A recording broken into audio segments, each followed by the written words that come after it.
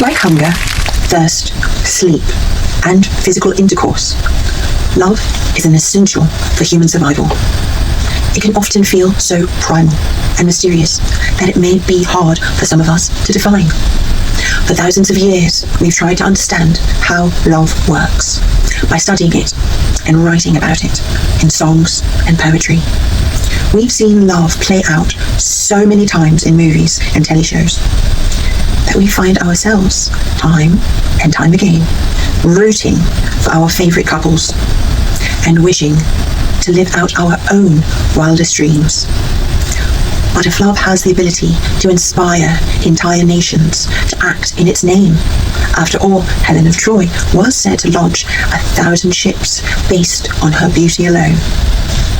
Can we ever hope to understand the breadth and depth of true love and all of its qualities? There are a number of theories that categorize the kinds of love we experience in our lives.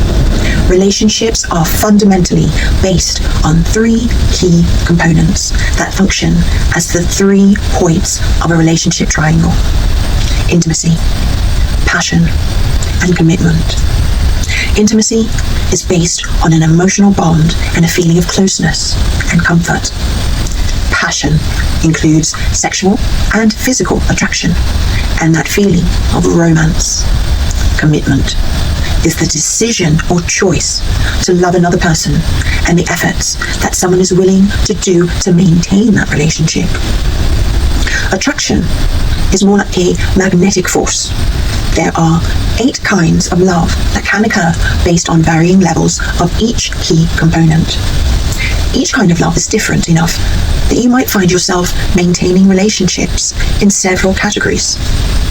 But sometimes a single relationship will evolve over time, transitioning among the types along the way.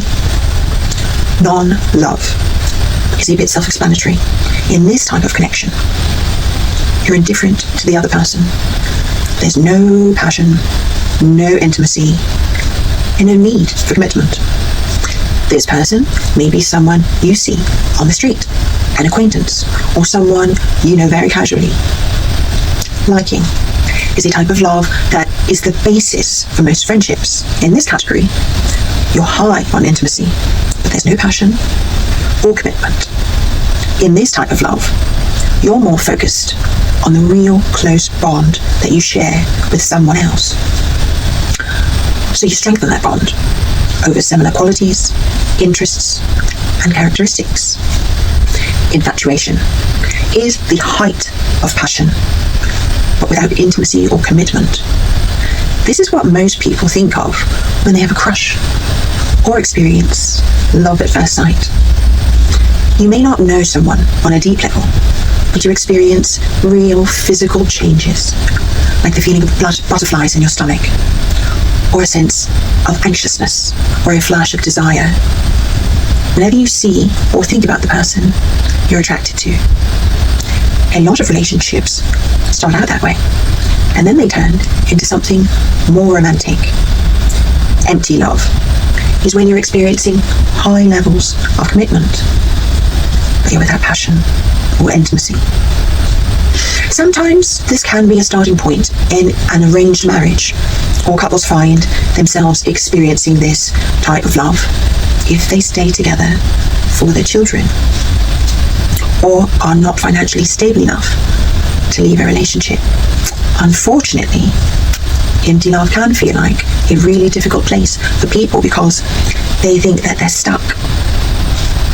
They want to build more intimacy, more passion, because it was there initially. Romantic love may encompass a few kinds of relationships, high in passion, high in intimacy, but without commitment. You may fall into this type if you're dating someone, but you're not quite exclusive. Friends with benefits fall into this category, especially if you've known someone for a while and have a close bond. Perhaps they've been hurt in the past, or maybe they're divorced and afraid of recommitting, or they feel the spark but they're unsure if this is someone they want to commit to. Companionship love is an elevated form of liking. Maybe you've been friends for years, or you're best friends who rely on each other through everything, with high levels of intimacy and commitment, but no passion. These are some of the deepest bonds that can often lead to a lifetime of connection. Fatuous love. It burns bright and fast, high in passion and commitment, but without intimacy. This is a swift-moving relationship that evolves from one stage to the next quite quickly. Maybe you're comfortable moving in or getting married much sooner than most. Sexual attraction is a huge driver for this kind of relationship. But perhaps you don't know each other on a deep level than in other relationships. You feel a lot of sparks towards this person and you're committed. But all of a sudden, you might start to realize that there's no emotional connection. It's hard to get out of this relationship because you've already tied yourself in. And when some relationships burn too bright, too fast, they may burn out quickly and they may result in someone getting ghosted. Consummate love is the kind of love that's top tier. The one that all the movies, books and songs try to capture. All relationships should try to achieve this type of love, but this is the most difficult love to achieve as it requires a perfect balance of high levels of intimacy, passion and commitment. This is the gold standard of relationships. There are a lot of expectations and feelings in how your relationship should be. But the reality of life is that it's hard to always feel passionate with your partner, and sometimes it's a challenge to have the time to connect with your SP, regardless of where your relationship falls. It's important to recognize that there's no wrong way to build a relationship. The kind of love you're searching for depends on the degree you work on all three key components. Relationships that are based on a single element are less likely to survive than ones based on two or more aspects.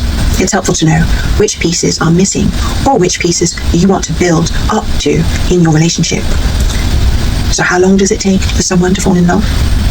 For some, it takes a second, and for others, it could take years. If someone has had more positive experiences and knows exactly what they want, love can happen more quickly than someone who might have had experiences with heartbreak or trauma.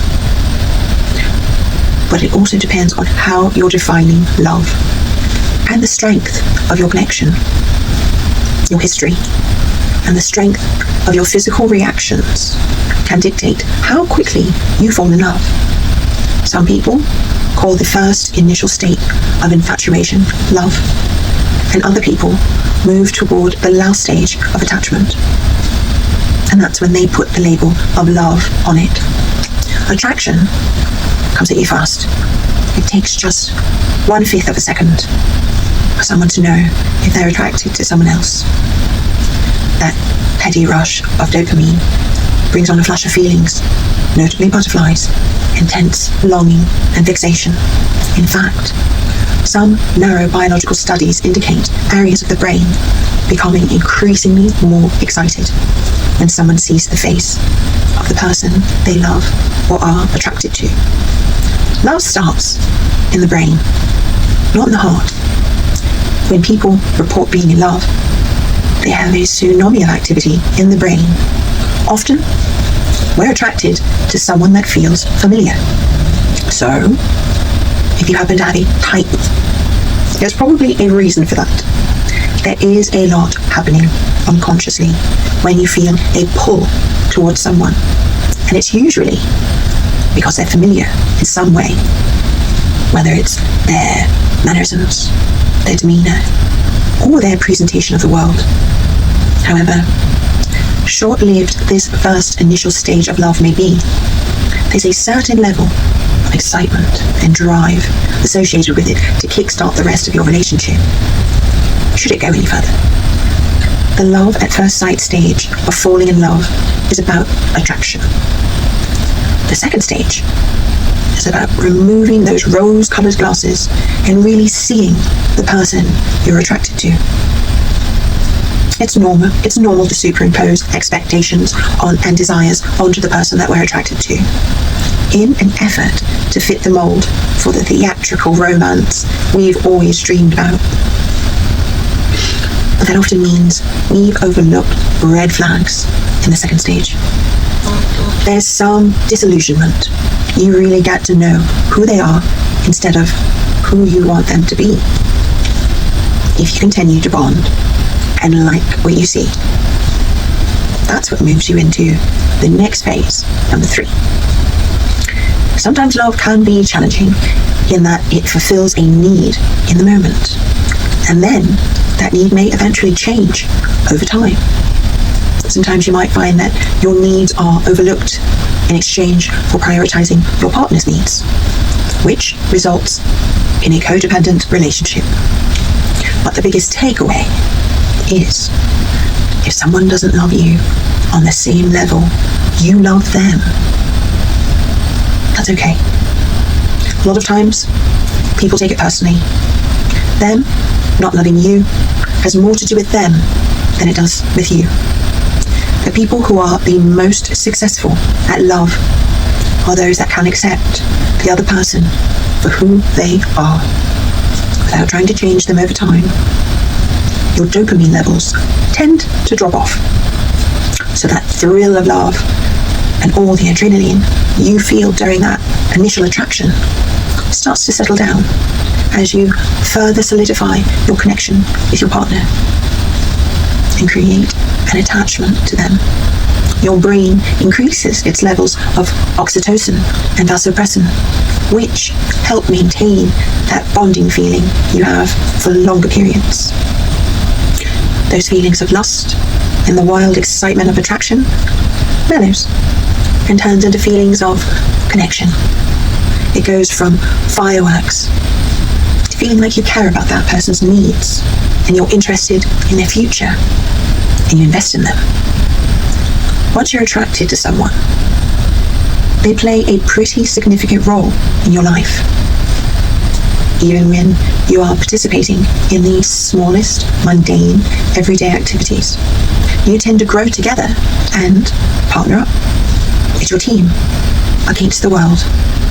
And if at some point that attachment deteriorates and you end up growing apart from one another, you're forever changed by it. When people talk about people from their past that they've loved, they've been changed by it in some way. They can never be undone. They still play a role in your memory, and those experiences change what love means to you. With all the physical changes that come with falling in love, and all that added pressure of expectations versus reality, it can seem a bit daunting when trying to figure out how to strengthen relationships and maintain them in a honeymoon phase.